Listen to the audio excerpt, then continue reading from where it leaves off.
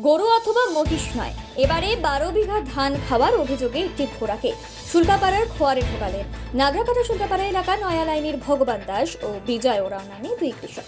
তবে ঘোড়াটিকে নিয়ে বিপাকে পড়ে গিয়েছে খোয়ারের মালিক ওয়াহিদুল হক সরকার। তিনি এই ঘোড়ার খরচ সামলাতে হিমশিম খাওয়া শুরু করেছেন।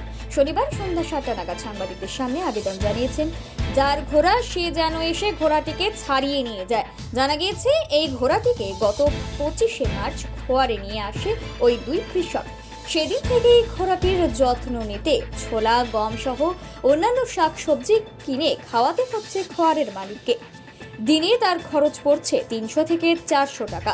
তাই ওয়াহিদুল হক সরকার বলেন, ঘোড়া খোয়ারে রাখতে যে খরচ হচ্ছে তাতে আমি সমস্যায় পড়ে গিয়েছি। যার ঘোড়া সে যেন এসে নিয়ে যায়।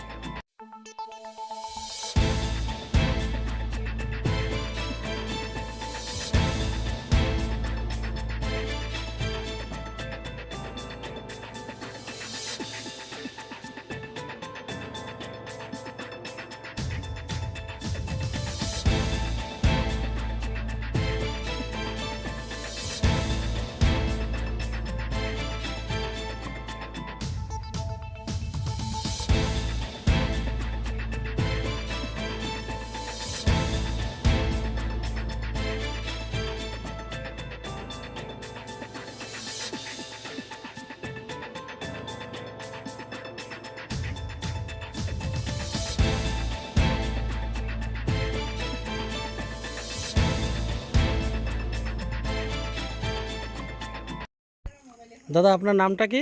আমার নাম ওয়াহিদুল হক সরকার। এটা কোন জায়গা? এটা শুল্কাপাড়া খোয়ার। এটা শুল্কাপাড়া খোয়ার।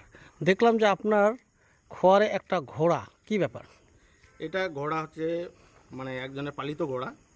এই ঘোড়াটা মানে মালিক এমনভাবে রেখেছে, ও ছেড়ে দিয়েছে। ও মালিকের অন্যের ক্ষতি করছে, কিন্তু কি মালিক ক্ষতি দেখছে করছে? না। কি ক্ষতি? অনেক যে ধান লাগানো ক্ষেতের ধান ও খেয়ে নিচ্ছে। কতদিন ধরে এরকম চলছে? এটা অনেক দিন ধরে ও মানে আসে, খেয়ে যায়, চলে যায়। ওরা 10-12 দিন নিজের বাড়িতে বেঁধে রাখে, কিন্তু মালিক নিয়ে যায় আবার ছেড়ে দেয়। ওকে আচ্ছা। পানিশমেন্ট করার জন্য কিছু করে না। তারপরে ওরা বাধ্য হয়ে এনে আমার খড়ে দিয়েছে। বলছে মালিক এবার আসলে খড় থেকে নিয়ে যাক, ওর যদি 2 টাকা পানিশমেন্ট হয় তাহলে ও বুঝবে। কিন্তু ও মালিক আইসে এখান থেকেও এখনও নিয়ে যাচ্ছে না, আসতেছে, দেখে যাচ্ছে। এ তো খোয়ার মানে পুষতে হচ্ছে তো আপনাকে। হ্যাঁ, আমাকে তো বুঝতে হবে। এখন একটা জন্তু খড়ে থাকলে তো ওকে তো দেখতে হবে। জন্তুর তো আর কিছু দোষ নাই। হুম। তো এখন আপনার খরচ কেমন হচ্ছে? আমার ডেলি 200 টাকা খরচ আছে এর পিছনে।